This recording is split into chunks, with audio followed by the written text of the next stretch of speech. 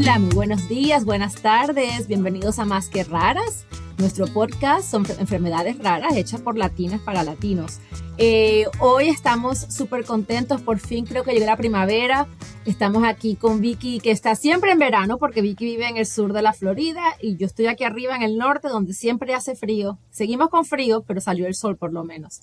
Y estamos súper contentos con nuestro invitado del día de hoy, que les voy a contar. Tenemos meses intentando comunicarnos con Camilo, pero yo estuve enferma, luego él tuvo pacientes, bueno, se nos ha complicado la cosa, pero por fin hoy lo logramos.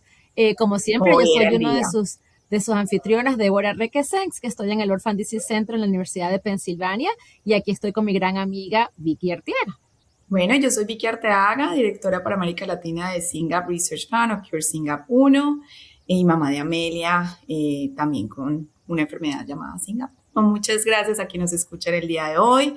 Hoy en Más que Raro tenemos el gusto de conversar con el doctor Camilo Gutiérrez, neurólogo especializado en epilepsia, profesor asociado en la Universidad de Maryland y Vice Chair de calidad en el Departamento de Neurología. Pero más allá de esos títulos, hoy queremos conocer al médico que acompaña a familias en momentos de incertidumbre, que forma a nuevos especialistas y que trabaja cada día para que la atención en epilepsia sea más humana, más equitativa y más efectiva.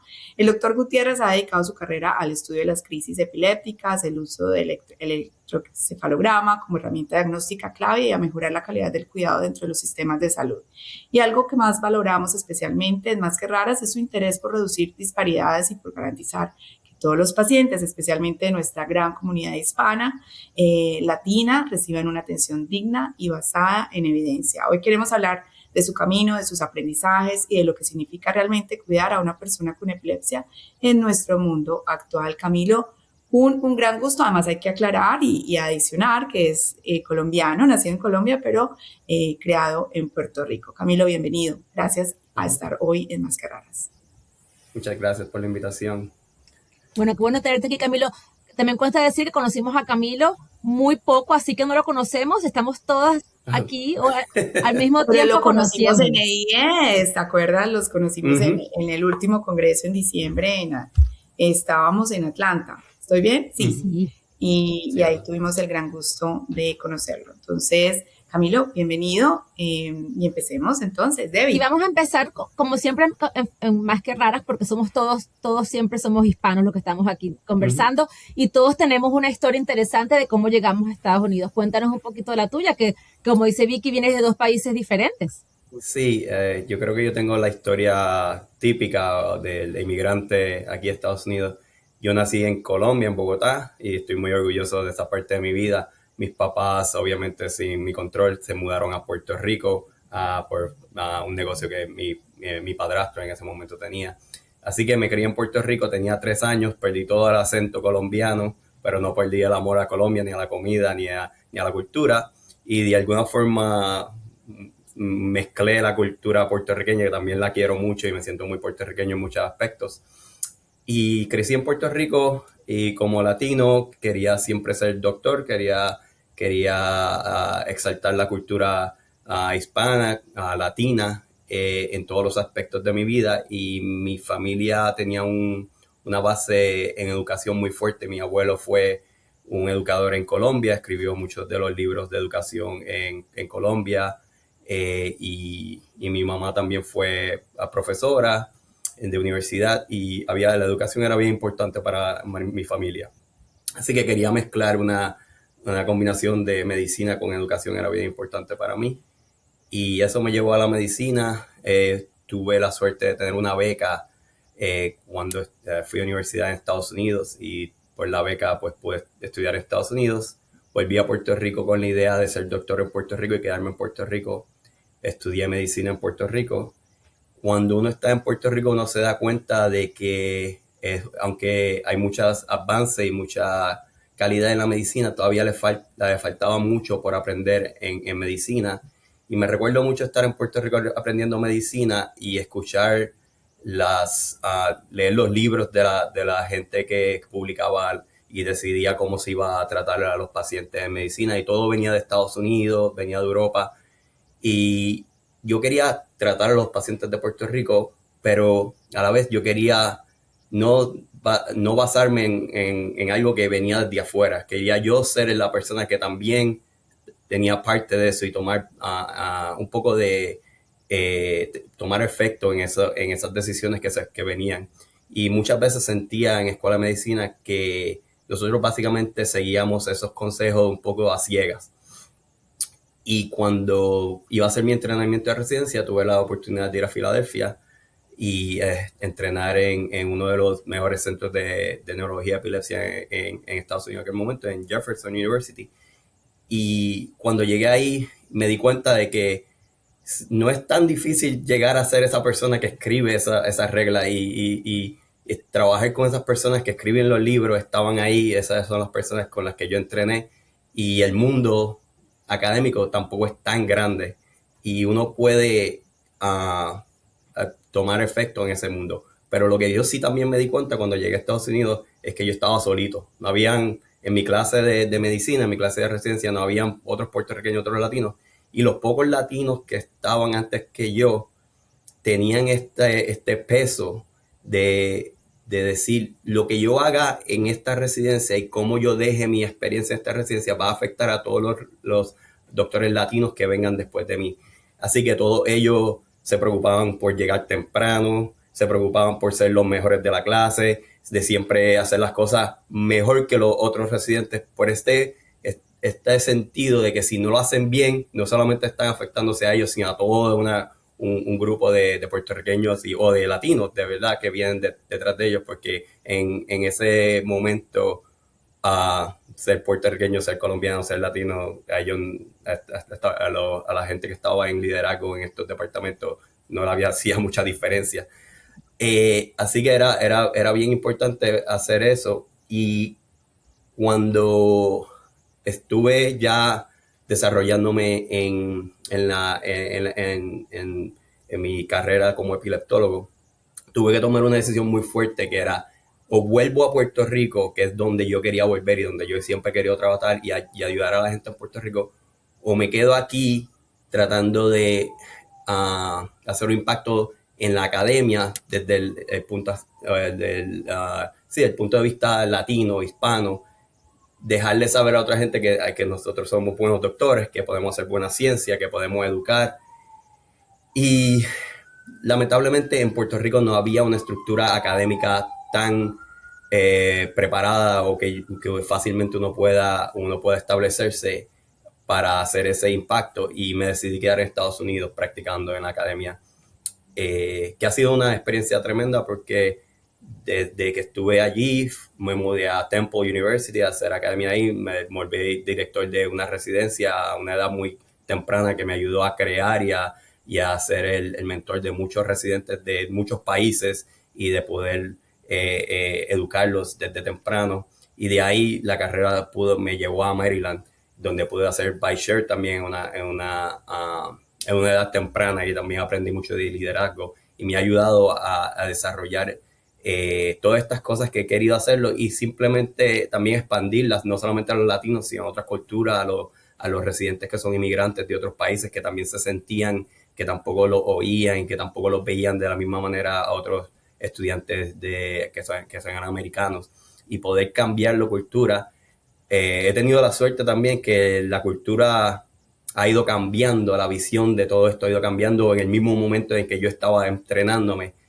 Y pues tengo muchas más personas que me apoyan, muchas más personas que leen y se han educado en esto. No simplemente dicen, yo valoro la diversidad y valoro el hecho de que tú hablas español, sino que se han educado a de verdad la importancia de eso. Cuando yo empecé a hablar español no era algo que se valoraba, era algo que era un impedimento, pues obviamente mi inglés no era tan perfecto y era más como el beneficio único que tenían era que si había un paciente latino, no importaba en qué servicio yo estaba, me llamaban para ser el traductor del paciente y cuidar al paciente, no importa en qué servicio yo estaba, porque yo hablaba español.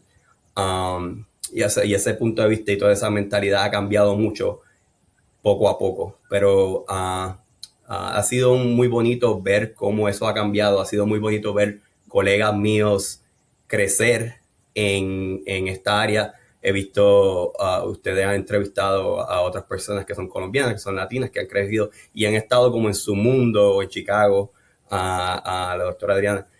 Ellos han pasado, parece que cuando oigo la historia de ellos, lo escucho la historia y dice, están pasando por lo mismo, pero en diferentes partes de Estados Unidos.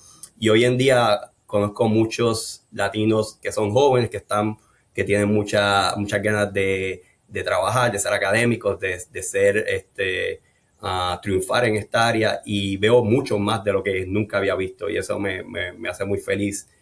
Pero todavía creo que no hay suficiente de nosotros. Hay muy pocos de nosotros todavía hasta el día de hoy en la academia y en la ciencia, en neurología y en epilepsia.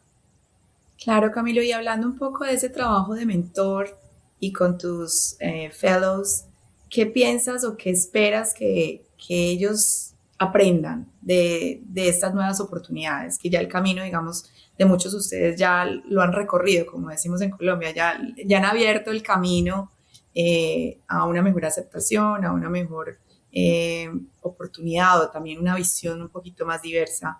¿Cómo ves ahora a los nuevos especialistas que están llegando bajo tu mentoría y qué les enseñas? ¿Qué más les...? Porque además no solamente es aprender de las prácticas acá, pero ellos también están trayendo, si bien si son inmigrantes, también traen prácticas también muy válidas de donde vengan, de donde quieran venir, ¿no? Entonces, ¿cómo haces ese proceso de mentoría?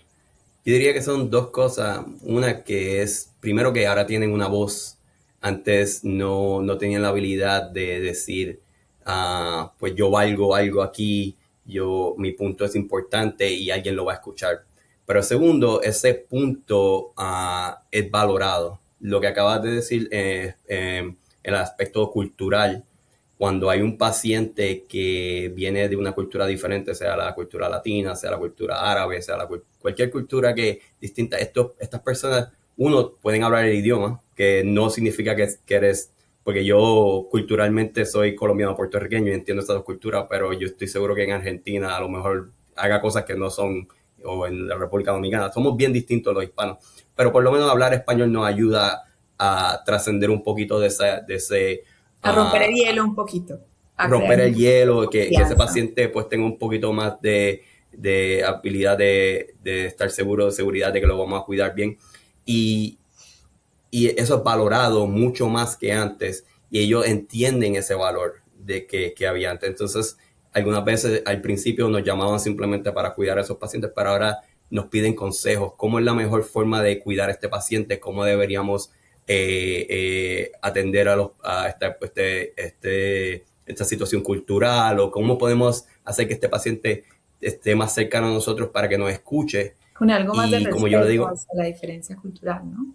Correcto. Y es una cosa que ya se entiende, pero antes no se entendía muy bien, que nosotros pasamos 4 o 5 años en escuela de medicina estudiando todo esto para decidir este tratamiento bien complicado, que tomó muchas decisiones, y llega y se lo dice al paciente, y si ese paciente no confía en ti, ese paciente no te escucha, no importa todo el tiempo que pasaste, todos esos años de estudio, toda esa decisión, él no va a hacer lo que tú le pediste porque no confía en ti. Y si eso pasa, ¿por qué todos estos años de estudio y todo este trabajo que hemos tenido no vale la pena? Así que es tan importante todo eso, es tan importante como llegar a ese punto de confianza, ese punto de que ese paciente dice, ok, lo que está diciendo este doctor es una recomendación que es válida, vamos a seguir el plan que ellos deciden. Obviamente, una decisión común entre el paciente y el doctor, pero la idea es que eso se valora mucho más, y ese valor que trae esa persona del extranjero, viendo esas visiones, viendo otras perspectivas, ayudan no solamente al paciente, pero ayudan a todos los doctores en el departamento a ser mejores doctores. Y ese valor que hay entre mejor cuido y de que los otros doctores sean mejores porque esta persona está aquí que habla dos lenguajes, que tiene otra cultura, ahora se ve, antes no se veía. La verdad es que no todo el mundo ha entendido eso, pero está cambiando. Lo más importante es que las personas en liderazgo entiendan eso. Y cuando están reclutando a una persona, cuando le están pidiendo que venga, vean en el resumen que ese valor que hay en que esa persona tiene una perspectiva distinta, que habla otro lenguaje, que puede añadir mucho a ese departamento y al cuidado de los pacientes y a mejorar el nivel del departamento. Camilo, y de esa gente con la que tú estás guiando y enseñando, ¿hay un porcentaje que regrese a su país o se queda todo el mundo aquí como tú, Eso es como una buena nosotros? pregunta. Yo diría que lamentablemente muchos se quedan y hay un grupo pequeño que vuelve. Yo obviamente debato mucho esto en mi cabeza porque el punto es, por ejemplo, yo estoy haciendo un estudio con estudiantes de Puerto Rico que quieren estar en Estados Unidos a entrenar en neurología porque hay muchos de ellos que no pueden entrar a neurología porque solamente hay 3 espacios en Puerto Rico de residencia de neurología. Y muchos tienen miedo de ir a Estados Unidos por el lenguaje, el costo, hay mil razones, obviamente todavía hay un poco de discriminación en algunos departamentos y estoy tratando de romper esas barreras, pero el punto principal de ello es que hayan neurólogos, vuelvan a Puerto Rico algunos y algunos se queden, no importa cómo sea, siempre va a haber pacientes hispanos aquí y siempre va a haber necesidad de que hayan doctores latinos en Estados Unidos. Así que no importa al final si se quedan o vuelven, yo creo que el punto, el aspecto más alto es que van a ayudar a algunos pacientes en Puerto Rico, en Latinoamérica o en Estados Unidos. Siempre va a haber un beneficio. Me gustaría que volvieran a Puerto Rico, me gustaría que los doctores que entrenan en sus países puedan volver, pero como sabemos, la política y la vida es difícil en algunos de estos países y entiendo las decisiones de ellos. Pero no importa dónde terminen, siempre va a haber algo positivo para las comunidades que ellos van a cuidar y dónde van a estar. Y aunque parezca que hay más que nunca, si uno busca los números de doctores latinos en Estados Unidos, es muy bajo, muy bajo. Yo creo que hay Todavía como hay mucho por 800 o 900 neurólogos hispanos en todo Estados Unidos. Todo Estados Unidos. Estamos hablando 900 o casi 1000 posiblemente en todo Estados Unidos. O sea, no es mucho. Estamos hablando de una población de 300 millones de personas y solamente hispanos han subido el número de hispanos y latinos en Estados Unidos. Definitivamente no hay suficientes de nosotros para hacer un impacto y cuidar a los pacientes que tenemos que cuidar en términos de latinos e hispanos. Porque se queden Y tú también entonces. estás, sí, que se queden, no, que se queden. Sí, porque igual, sí te entiendo. Entiendo que es una muy buena pregunta. Lo que quería preguntarte era, en el caso de los latinos que vienen, hablemos de esos latinos que están acá, que nacieron acá, eh, ¿cómo ves esa diferencia? Que continúen esa, porque culturalmente entiendo, pero a veces el idioma no los siente tan cómodos para atender a la población que solamente habla español. ¿Cómo ves esas barreras también dentro de esas dos diferencias? Bueno, científicamente te puedo hablar primero de lo que acabas de hablar. Hay un síndrome o ¿cómo se dice eso en español? Hay una paradoja de la paradójica latina. ¿Ustedes saben de la paradójica latina? No. La paradójica latina en la salud es que las primeras generaciones de latinos que llegan a Estados Unidos culturalmente tienen una disonancia en los resultados de la salud. Aunque tienen educación más baja o vienen terminan en un área sociodemográfica menor que otros pacientes, tienen mejores números de salud cardiovascular y en otros aspectos que pacientes que vienen de otras culturas y tienen esos dos problemas de educación o de socioeconómicamente están en un estrato un poquito más bajo. Y la explicación que se ha dado de esta paradójica latina es que la cultura latina, por el grupo que tiene la familia y la comida que ellos comen, la cultura que ellos tienen, es bien saludable para el aspecto cardiovascular. De la comida es mejor, tienen menos actividades que son como el alcoholismo u otras cosas. No, parece que en la segunda generación, la generación que le viene después de que crece en Estados Unidos, esa generación vuelve entonces a tener esos aspectos de salud cardiovascular peores y parece que tienen que ver con la dieta que le cambia, la cultura cambia, muchas cosas cambian y ahora están teniendo números que se parecen más a los hispanos que lleguen de segunda y tercera generación. Así que nuestra cultura, y es algo que yo hablo mucho de esto en la salud, se llaman los marcadores determinantes de la salud, la cultura es uno de los más importantes. Y mucha gente ve como cultura, raza, como algo negativo, pero la cultura puede ser algo muy Y la positivo, religión también, especialmente, ¿no? y Hay la religión, estudios. esa es otra cultura, la religión, todos esos aspectos pueden tener un impacto muy positivo en la salud, también puede ser negativo, obviamente. Y la idea de estos factores de la cultura es, como doctor y nosotros, es tratar de utilizarlos para que los positivos nos ayuden a cuidar al paciente. Si tenemos humildad en la cultura y entendemos que podemos tratar de aprender mucho de la cultura que de los pacientes que tratamos, podemos utilizar esas ventajas para que el paciente tenga mejores outcomes, ¿cómo se dice? Resultados, mejores Sí, resultados. los a resultados nivel de sean salud. mejores para la salud de ellos. Y entonces, el conocer cómo está cambiando la cultura en la sociedad que tú estás nueva para, por ejemplo, los pacientes hispanos, es bien importante para mí. Aquí en Baltimore, yo me he dado cuenta, aquí no hay casi puertorriqueños, pero hay mucha gente de Centroamérica, de Honduras, de Ecuador, interesantemente también mucho.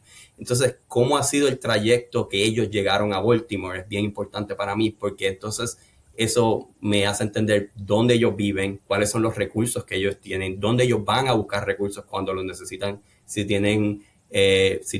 no tienen los papeles al día o hay un problema, cómo ellos consiguen su salud, cuáles son los recursos. Y eso es bien importante para mí, porque entonces hay barreras, pero también hay formas de que yo puedo comunicarme con ellos a través de las áreas que ellos utilizan para buscar ayuda, y utilizarlo a ellos para tratar de llegarles el mensaje de esto es lo que podemos hacer y qué no podemos hacer.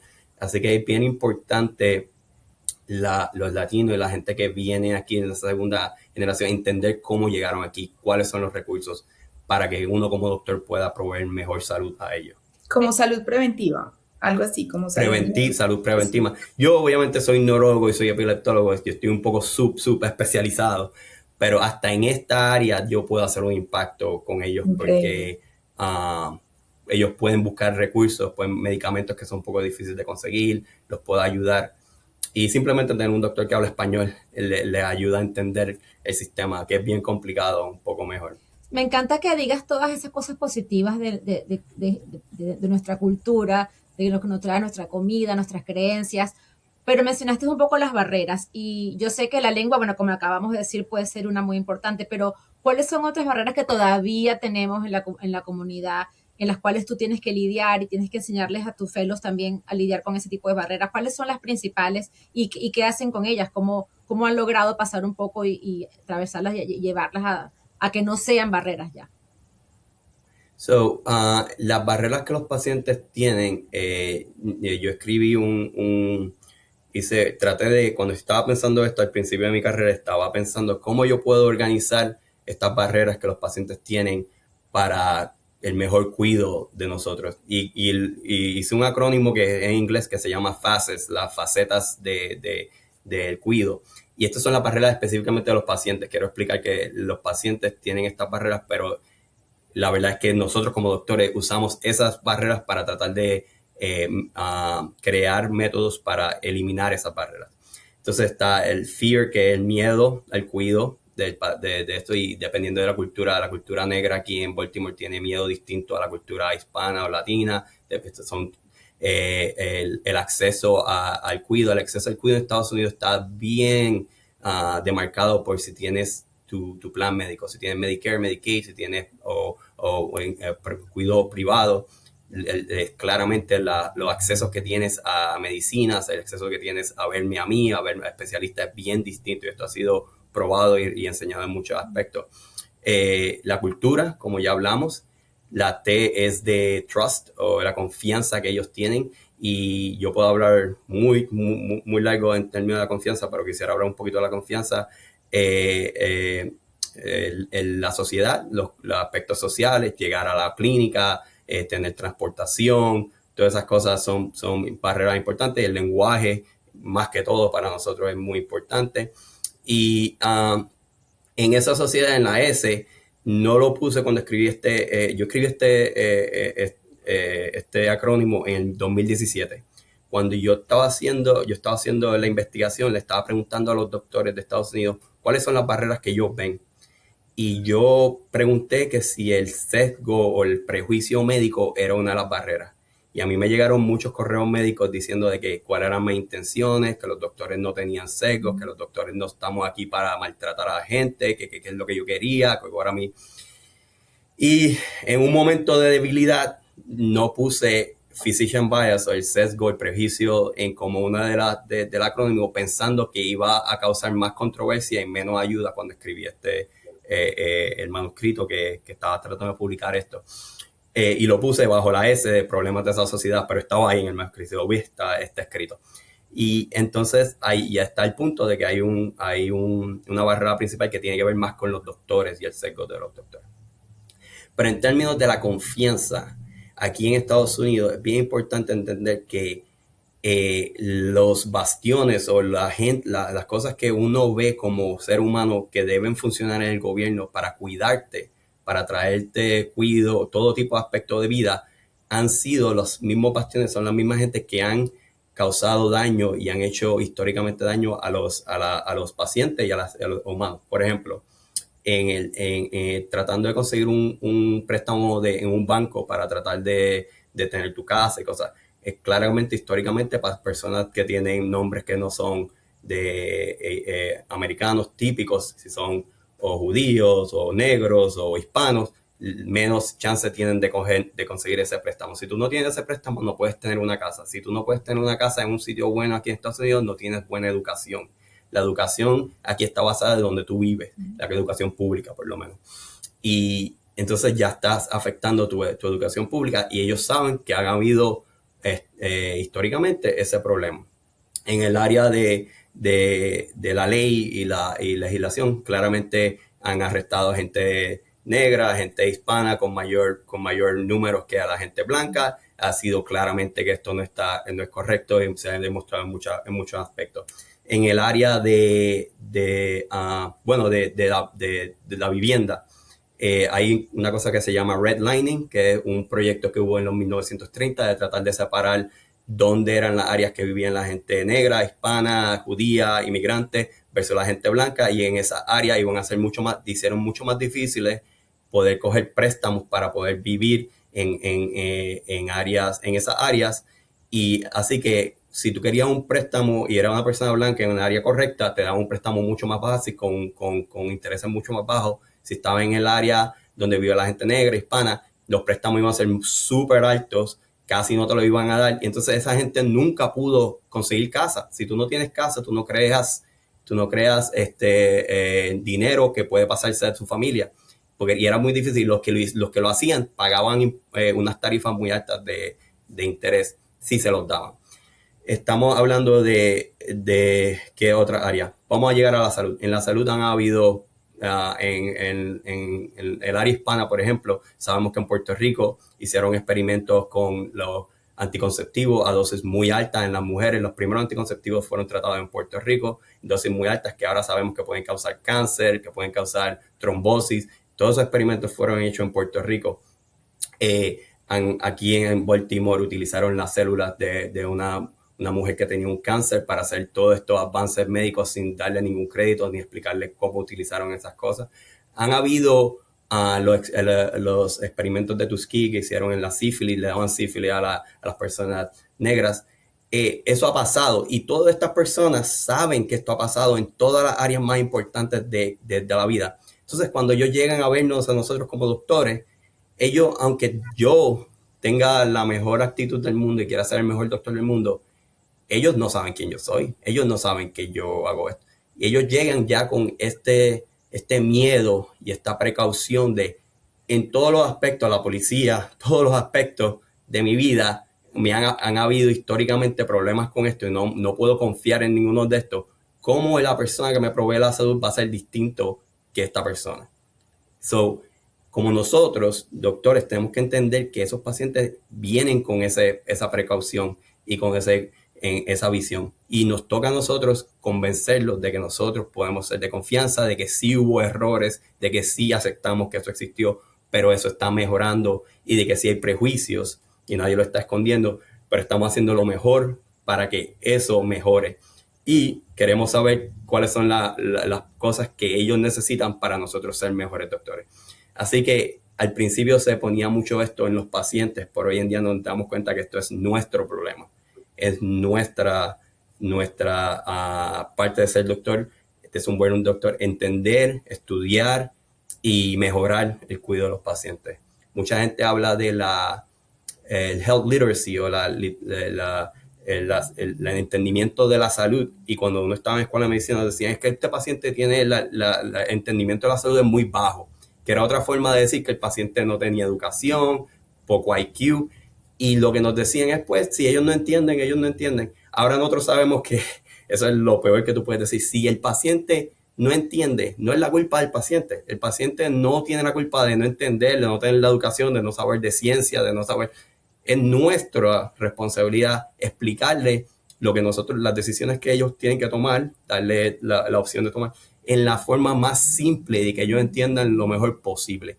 Y no siempre es fácil, pero nos toca a nosotros como doctores buscar la forma correcta de hacer esto para que ellos puedan entender eso. Y no es la responsabilidad del paciente tener que volverse de momento doctor en epilepsia para poder entender una decisión. Lo opuesto, deberíamos hacerlo simple. Y entonces estamos investigando cómo la inteligencia artificial nos puede ayudar a hacer esto, cómo hacer que los panfletos de información sean más simples.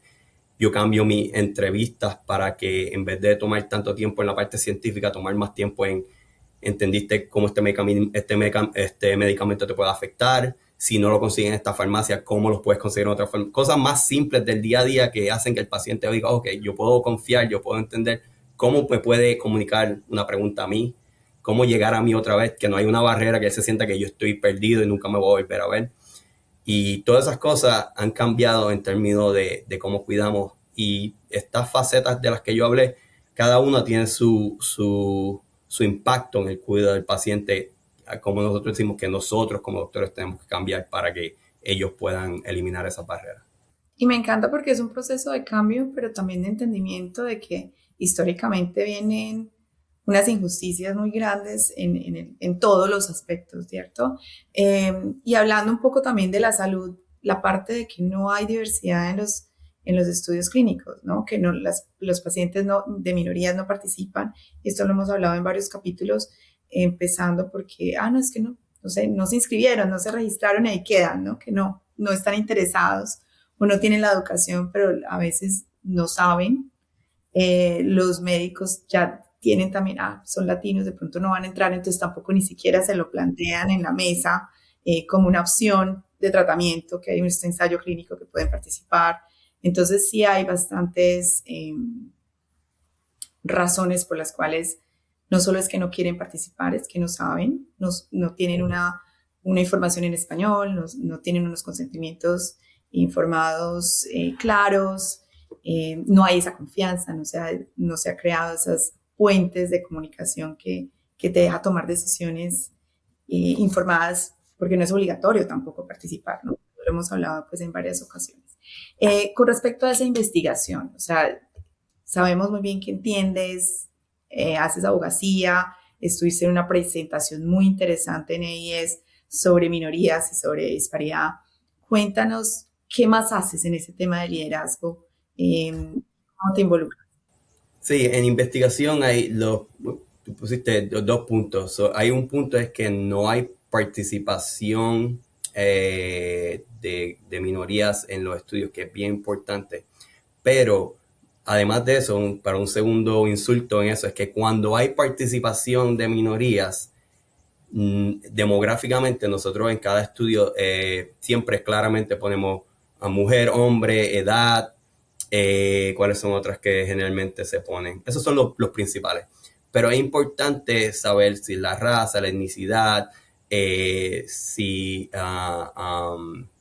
el aspecto socioeconómico, todos estos aspectos culturales y estos valores determinísticos de cuidado son importantes verlos en el estudio. Y nosotros hemos visto que, por ejemplo, en términos de etnicidad y raza, al principio, y ha cambiado mucho, nada más ponían negro, blanco y ya, después pusieron negro, blanco, hispano. la etnicidad. Pero la verdad es que entre más a fondo tú vayas en eso, si tú eres hispano, eres mexicano, colombiano, dominicano, o eres mexicano pero de segunda generación o colombiano de segunda generación en esta área, entre más específico tú seas, más tú vas a entender cuáles son cuando tú veas los resultados de ese estudio, no importa de qué sea el estudio, vas a entender más cómo esos resultados están separados por esa cultura y en qué áreas estamos mejor y en qué áreas estamos peor. Siempre se ve en las disparidades de la salud, siempre se habla de este aspecto negativo, como que siempre vamos a salir peor, pero como yo enseñé en la paradoja hispana de latinos, algunas veces salimos mejor y eso es algo beneficioso porque hay áreas que estamos mejor y es importante ver qué es lo que estamos haciendo bien en esa área para salir mejor en este tipo de examen o cual sea la medición que estamos tomando, cardiovascular, epilepsia, lo que sea, cáncer, medidas de cáncer. Y entonces estamos pidiendo, uno, que haya más representación, pero también que haya más, no importa el estudio que tú estás haciendo, que haya más definición de todos estos factores y que haya más estudio y análisis específicamente de los resultados que hay para saber dónde hay problemas y dónde no hay problemas. Y si nadie hace eso, muchas veces ponen la tabla demográfica, ponen todas estas cosas que yo pedí y dices, qué bueno, lo pusieron. Lo ponen en los resultados. Hay una diferencia, pero en la discusión no hablan nada de aquello. Pasó, pues siempre los latinos, la gente negra y la gente latina siempre les va peor y históricamente eso ha sido así. Pum, eso es todo lo que habla en la discusión. En vez de tomarse un tiempo de decir cuáles fueron los factores, vamos a analizarlo del aspecto social, dónde viven, la transportación, cuáles fueron las cosas que pudieron haber afectado esto. Y entonces no se toman el tiempo de hacer eso. Y también algunas veces miden la presencia de estos factores, pero no los comparan con los resultados del estudio. Entonces hay una batalla que es que estamos pidiendo a nivel nacional que todo, por ejemplo en epilepsia, que cuando hagas un estudio, que por favor hagas eso, te tomes el tiempo de tomar demográficamente de dónde viene el paciente y que entre más definido seas, mejor es posible que el estudio sea. Y cuando la única forma de controlar eso es cuando piden grants, dinero para hacer los estudios, que exijan eso, que eso tiene que estar en los resultados. No solamente diversidad, pero análisis de esos resultados.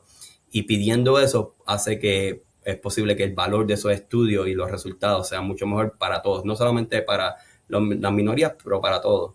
Que es el último punto que quisiera decir. Todas estas cosas no solamente nos ayudan a nosotros, claramente ayudan a todo el mundo. El ejemplo que todo el mundo habla, el ejemplo de las curvas, cuando empezaron a abrir las curvas para que la gente que tiene disabilidades pueda ir en sus sillas de ruedas, en los 50, después en los 70 hubo un movimiento muy fuerte y empezaron a abrir las curvas. Al principio todo decía, bueno, te nos va a costar todo este dinero solamente para ayudar a la gente que va en silla de ruedas, pero ¿cuál es la verdad hoy en día? La gente que tiene bebés que van en carroza usa eso. La gente que va en las bicicletas usa eso. Hoy en día tú vas caminando y si estás en alguno de esas, te das cuenta el beneficio que tiene para toda la sociedad, algo que fue supuestamente por un grupo pequeño puede hacer para todos. En los estudios de disparidad, cuando hay un efecto de equidad a los pacientes, generalmente las minorías se benefician, pero la verdad es que todo el mundo se beneficia porque hay más calidad de cuidado para todo. Y hasta la gente que dice que le están quitando, a nadie le están quitando nada, le están añadiendo calidad al cuidado. Y eso es un mito que es bien importante que la gente entienda, que no importa de dónde tú eres, si tú estás ayudando a otras personas, generalmente te termina ayudando a ti también. Y el costo también, o sea, entre más dilatas el acceso a la salud, más costoso va a ser al final para la salud. Entonces, cuando hay medicina preventiva, salud preventiva, va a hacer que la comunidad no se enferme tan grave, porque cuando ya llega ya es algo gravísimo y ya va a costar muchísimo más. Lo mismo con las enfermedades raras, lo mismo con un diagnóstico oportuno, etcétera, etcétera. Y estoy contigo con lo de las encuestas, porque cuando a mí no me preguntan ethnicity en la encuesta y me preguntan solo raza, yo pongo siempre otra y pongo mix, pero ese mix le va a decir a ellos, no les dice ni lo uno ni lo otro, pero yo no soy ni blanca ni negra. Soy colombiana, que es una mezcla de todo lo que te puedas imaginar. Entonces, y todos los blancos como yo, que somos latinos y como también. Debbie, que es absolutamente blanca, pero es blanca. Pero yo soy Pero latina. si no le dan ethnicity, no va a Exacto. poner latina, entonces al final va a quedar como Caucasian y no lo es, Exacto. ¿no? Exacto. Entonces al final, ¿cuál es la información real que se está recogiendo de esas encuestas? Entonces Correcto. estoy absolutamente contigo. Pero yo siento, bueno, también que nos pasamos de tiempo, pero yo siento que esta manera fue la manera perfecta de cerrar esta conversación. El hablar que el ayudar a estas minorías ayuda a toda la comunidad. Yo creo que ese es el mensaje. A toda la sociedad. Y a toda la sociedad, por eso, en general. O sea, tratar a las minorías, tratamos a todo el mundo. Y ese me parece que es el mejor mensaje que podemos dejar con el trabajo que hace Camilo, que por cierto, Camilo, qué espectacular tu trabajo que haces. Muchísimas gracias en nombre de la comunidad hispana, pero también de la comunidad de pacientes en general. Te agradecemos un montón a todo el trabajo. Muchas gracias a ustedes por invitarme a poder hablar un poco, demasiado parece. No, para nada. Podría estar una hora. Muchas gracias. Increíble, aprendimos muchísimo. Nos tienes que mandar también y compartir toda esa información para ponerlo en las notas y que la gente también pueda tener acceso a esa gran información que nos has compartido. Sí, exactamente. Bueno, gracias Camilo, gracias Vicky, gracias a todos los que nos oyeron hoy. Y sí, compartiremos todos los diferentes links a todo lo que hace Camilo en el episodio y esperamos verlos el mes que viene en otro episodio de Más que Raras. Gracias por conectarse a Más que Raras, un podcast de latinas para latinos. Muchísimas gracias.